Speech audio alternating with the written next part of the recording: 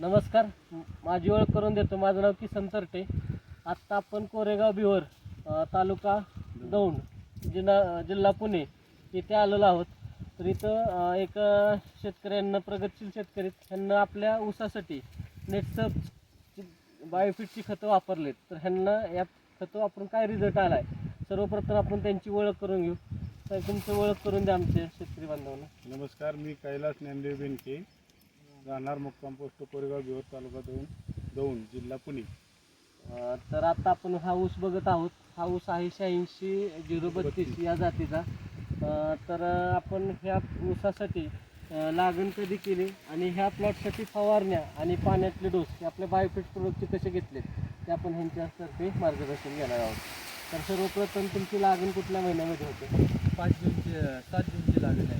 7 जून गाडी आणि 4 फवारणी, हां. 5 पाण्यातून 5 डोस सोडले आणि NPK आणि शेतचे NPK शेतचे NPK आणि शेतचे 5 डोस 5 डोस आणि केमरी शेत बायोची फवारणी 4 फवारणी आणि 11 महिन्यात चालू 11 महिन्यांचा ऊस हा झालेला आहे. मग आता आजपर्यंत तुम्ही ऊस शेती करताय, तसं किती वर्ष झाली? पिढ्यानपिढ्या शेती करताय. मग आज एवढी शेती करत असताना दरवर्षी त्या वर्षी तुम्ही बायोफिट वापरता, त्याच्यामध्ये तुम्हाला काय बदल वाटतो? ऊसाचं वजन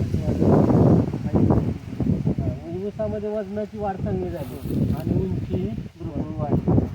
मग आज 11 महिन्यामध्ये आपण बघूया ऊसाच्या कांड्यांची संख्या किती आहे. तर आज